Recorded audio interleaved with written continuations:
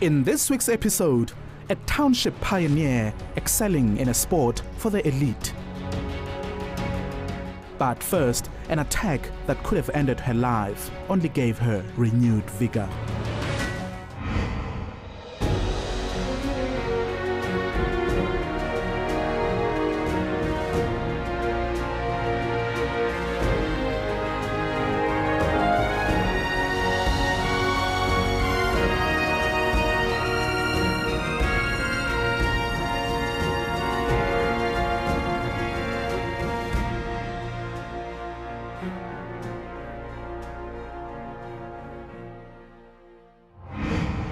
Hello and welcome.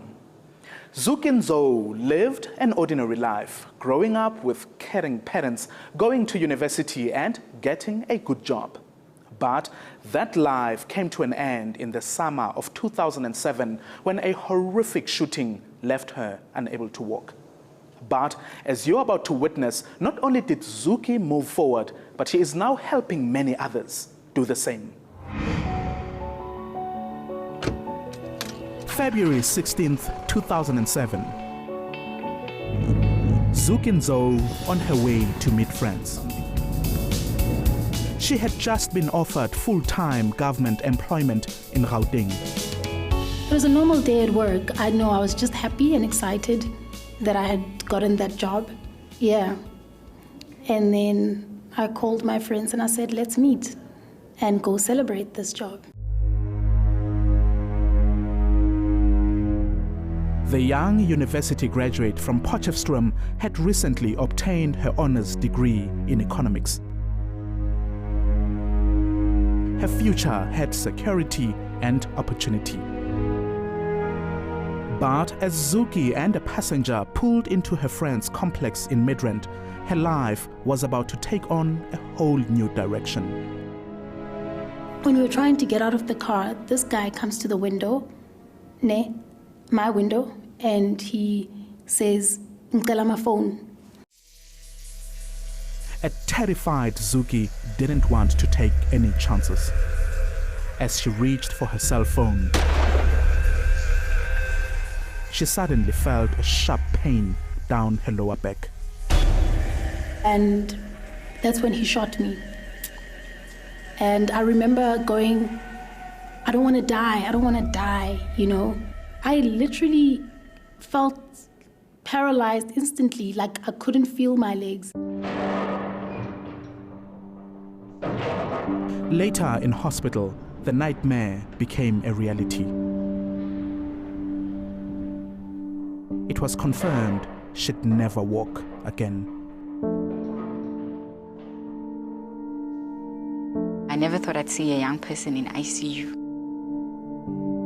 I felt robbed. I felt something was taken from me, a part of what I've grown to know, somebody that was always there with me, by my side. You're going to be a burden, you're going to need someone to take care of you. So that's what I thought. And I thought, I've always been a very independent person. I will not be able to handle this. Zuki spent the next 4 months recovering in hospital before embarking on a journey to rehabilitation. She now needed to learn to live life without her legs. It was tough. We had to learn a lot of things. I learned how to put her in the car, put her out, the wheelchair. Then I learned a lot of things. I learned that the size of the door matters. When she was discharged, she realized her challenges had only just begun.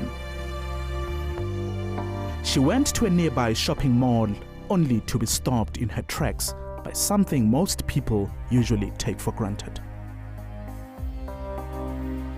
Couldn't get inside the mall. I couldn't get in because there was a little step.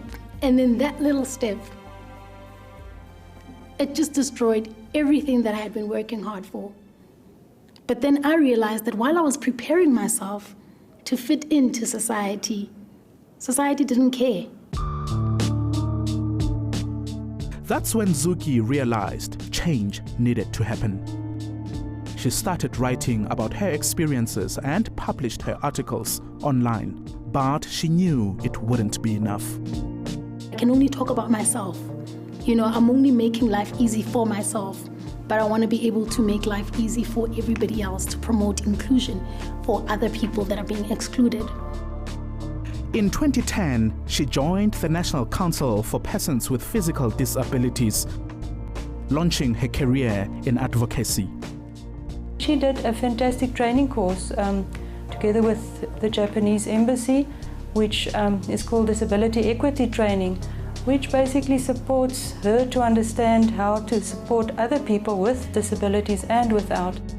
But you managed to remember all. After receiving necessary training, she began facilitating workshops on disability equality, reaching both able and disabled-bodied people.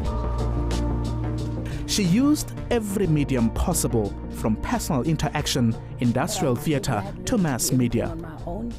And adapted my car. Disabled people are capable. We are all born capable. On a mission to transform the image of disability, Zuki not only campaigns for equality, she lives the change she wants to see. She runs small businesses in Potchefstroom, selling hair products and organizing live events, proving to the world the value of a disabled individual. The beauty of it is that we are now partnering with her in her business, and we're doing great things together for people with disabilities. What was at first a tragic incident became a life-changing event, giving Zuki a newfound sense of purpose and direction. Today, she also actively participates in philanthropy, like the 2014 Nappy Run, one of her many events that support the disabled community. She saw that she had so much strength to change things. And indirectly, maybe it was her destiny to be the one that makes people aware. This wonderful world. Well done, Zuki. The word courageous doesn't even begin to describe your character. As always, we appreciate your feedback. Against all odds at enca.com. You can also be in touch with us on Twitter and Facebook. Still to come, a taxi driver who is now taking part in top international movies.